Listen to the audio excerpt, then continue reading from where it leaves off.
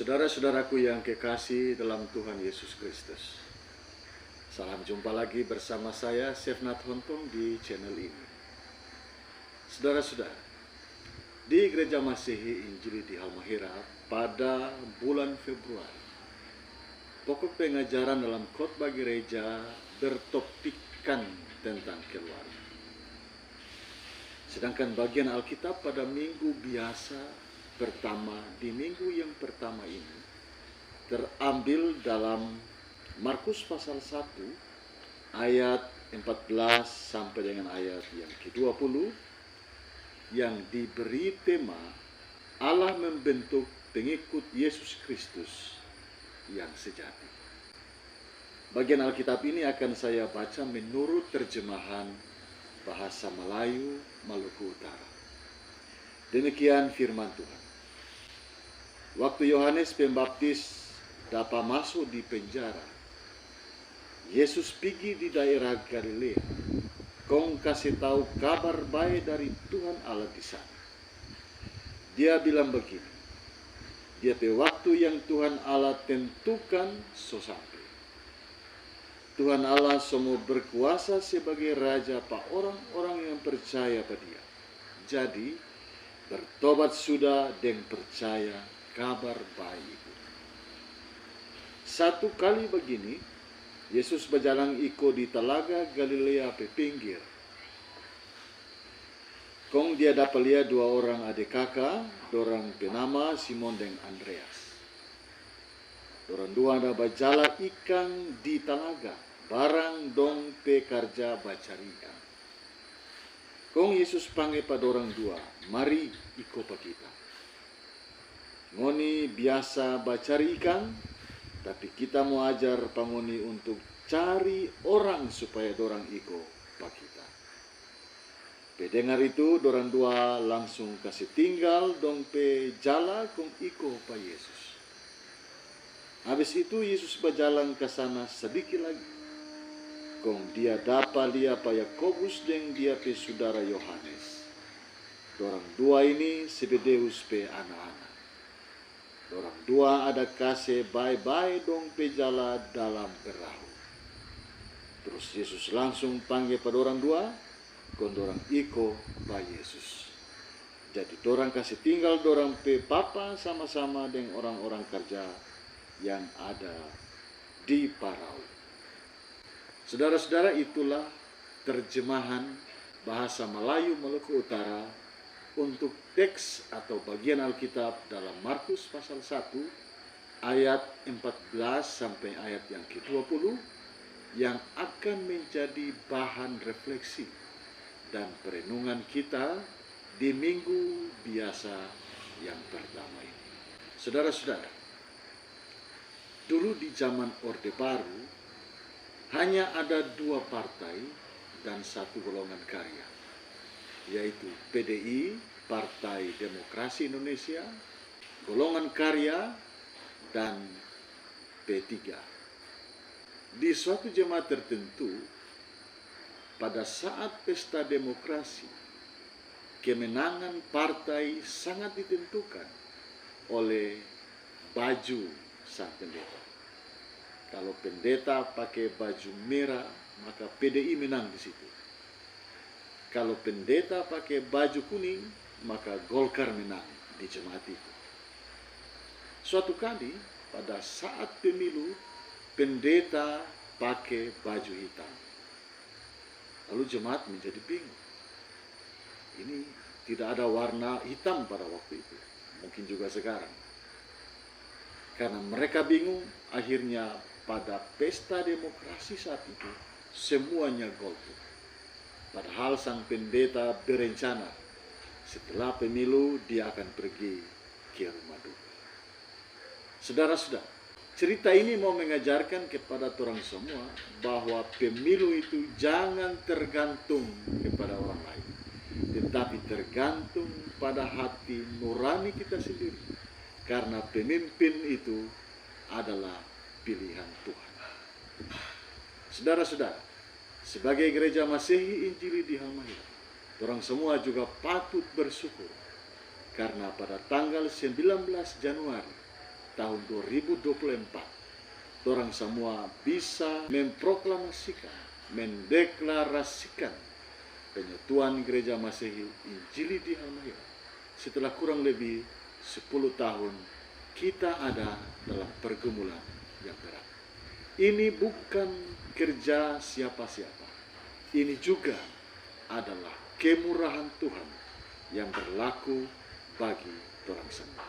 Karena itu saya mengusulkan kepada jemaat Sion WKO, jemaat Efata WKO, jemaat Niel WKO, di mana diselenggarakannya atau dibacakannya deklarasi penyatuan geni di lapangan WKO.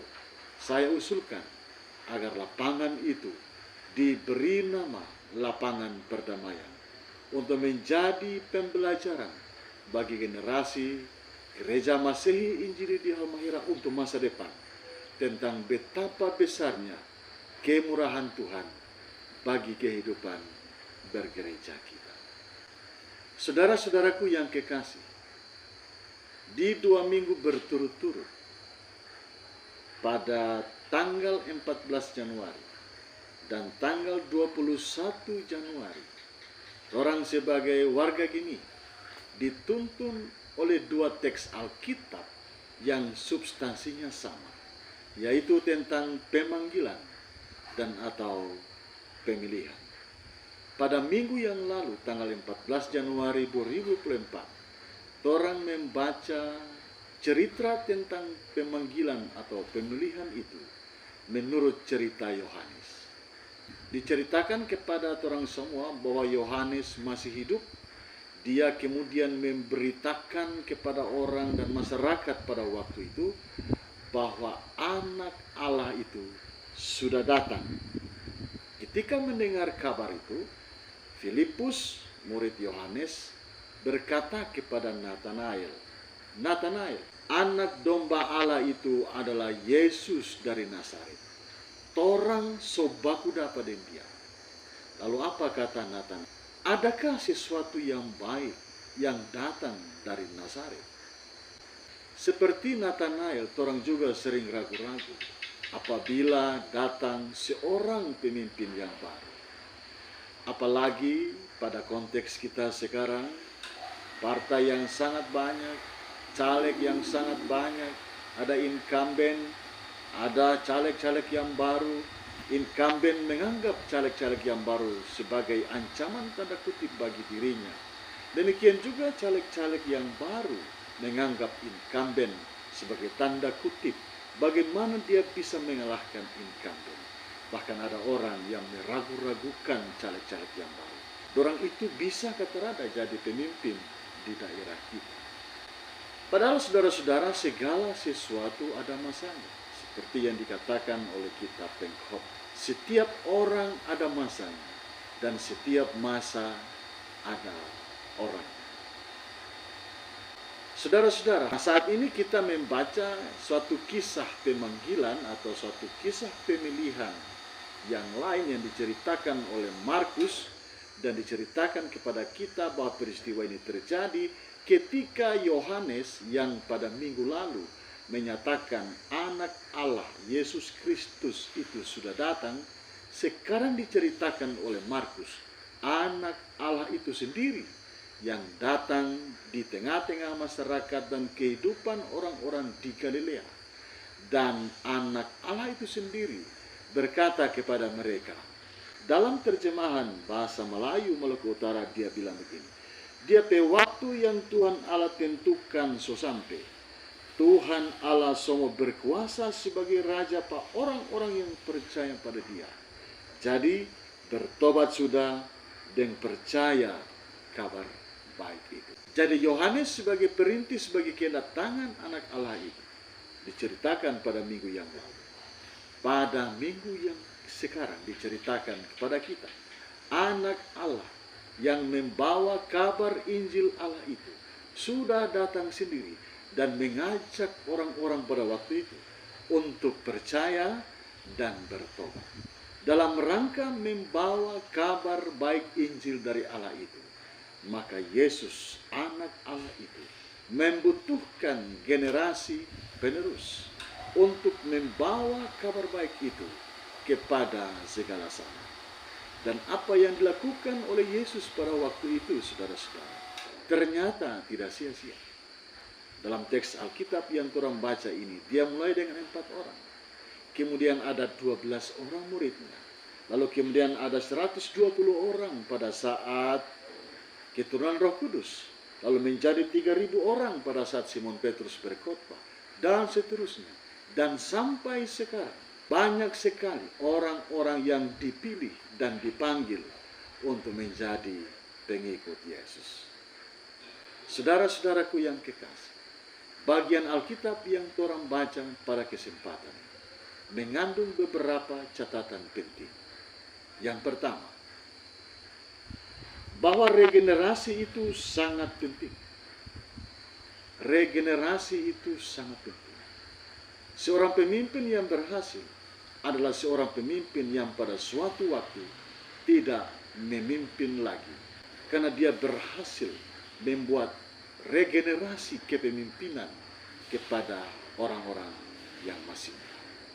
Tapi kalau orang melihat dalam konteks kehidupan kekinian kita, mereka para pemimpin ini mau dorang terus saja, mau turun, dan karena itu orang mengenal ada istilah dinasti politik. Dalam konteks kepemimpinan, gejala semacam ini adalah gejala kegagalan dalam rangka regenerasi kepemimpinan. Tuhan Yesus dalam teks bacaan kita pada kesempatan ini menganggap regenerasi, penerus pembawa kabar Injil itu menjadi sangat penting. Dan karena itulah ia memanggil beberapa orang untuk menjadi penerus kabar keselamatan itu. Yang kedua, saudara-saudara, sebagai generasi penerus kabar Injil Yesus Kristus, harus tanpa 1000 tanya, harus tanpa banyak alasan, harus tanpa negosiasi, ketika dipanggil dan dipilih untuk menjadi generasi penerus bagi pemberitaan kerajaan Allah.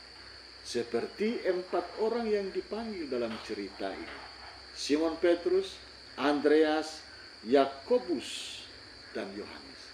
Saat Yesus memanggil mereka, mari ikutlah, tanpa bertanya, tanpa negosiasi, tanpa tawar-tawar. Yesus, saya dapat apa ketika mengikuti Engkau?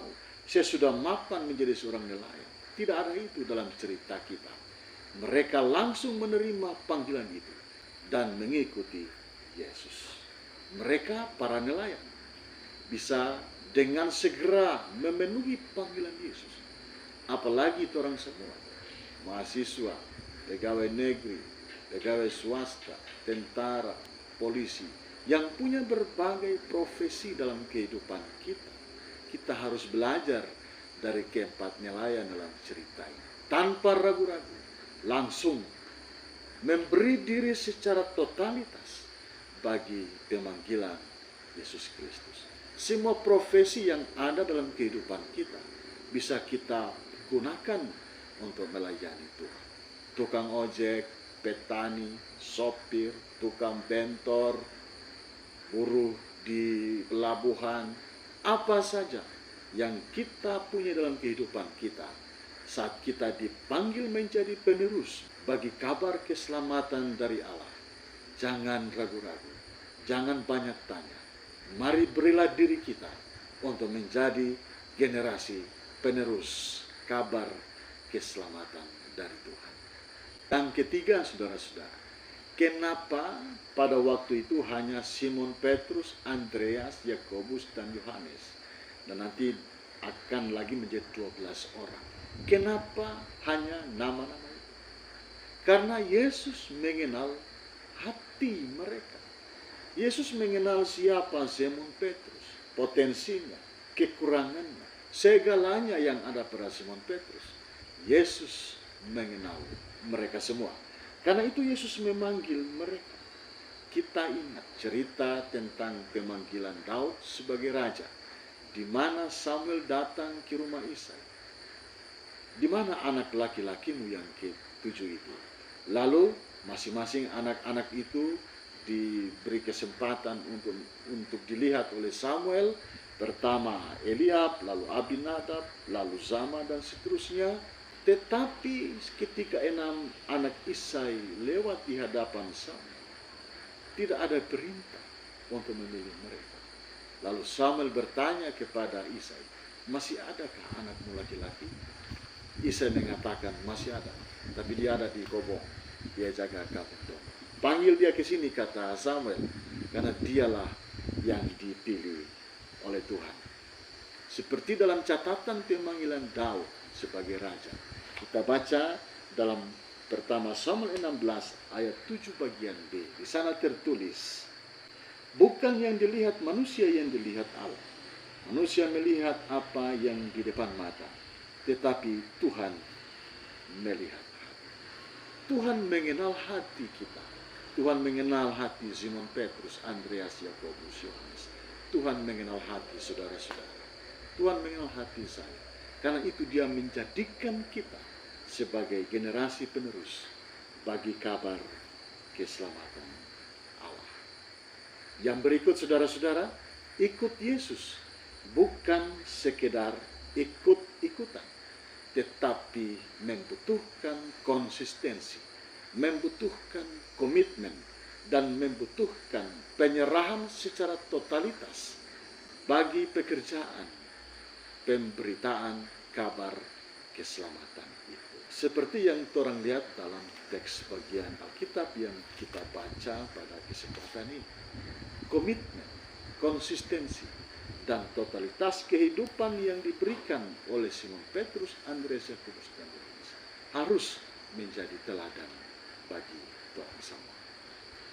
Yang keenam, komitmen, konsistensi, dan penyerahan secara totalitas hidup kita bagi proses pemanggilan dan pemilihan Tuhan dalam kehidupan kita hanya bisa kita belajar dalam keluarga kita. Seperti Yakobus dan Yohanes, mereka dididik oleh Zebedeus tentang komitmen, konsistensi, dan totalitas penyerahan kehidupan dalam pekerjaan mereka sebagai nelayan. Demikian juga Simon Petrus dan Andreas. Maka keluarga menjadi sangat penting dalam kehidupan kita untuk membentuk komitmen, konsistensi, dan penyerahan secara totalitas kehidupan ini bagi pekerjaan panggilan kita dimanapun Tuhan memanggil kita. Yang terakhir saudara-saudara, dalam pokok ajaran ini dikatakan kepada kita bahwa Roh Kudus adalah penolong yang sejati. Itu artinya bahwa orang atau warga gereja Masehi Injili di Amerika tidak pernah berjalan sendiri dalam kehidupan ini. Dia selalu ditemani oleh Roh Kudus sebagai penolong yang sejati. Saat kita menghadapi pergumulan-pergumulan kehidupan, ada Roh Kudus. Panggillah dia untuk menolong kita dalam pergumulan-pergumulan hidup kita. Karena kita tidak pernah berjalan sendiri dalam hidup. Walaupun secara kasat mata kita punya pergumulan, kita hadapi secara pribadi bahkan secara keluarga, jangan lupa ada Roh Kudus yang mendampingi dan menolong kita. Dia menjadi penolong yang sejati dalam kehidupan kita. Saat orang semua dipilih dan dipanggil oleh Tuhan untuk menjadi penerus kabar keselamatan dari Allah bagi dunia ini, selalulah ingat ada Roh Kudus yang bisa menolong kita dalam menjalankan tugas-tugas kehidupan ini. Roh Kudus itu pula yang akan membimbing kita memasuki pesta demokrasi di tahun ini. Pilihlah para pemimpin kita. Bertanyalah kepada Roh Kudus. Sebab Tuhanlah yang memilih pemimpin-pemimpin kita, baik di daerah maupun di tengah-tengah bangsa ini. Panggillah dia, minta hikmat daripadanya, sehingga proses demokrasi kita betul-betul bisa berjalan dan menghasilkan pemimpin yang membangun dan mensejahterakan kehidupan bersama. Tuhan Yesus memberkati. Sampai jumpa.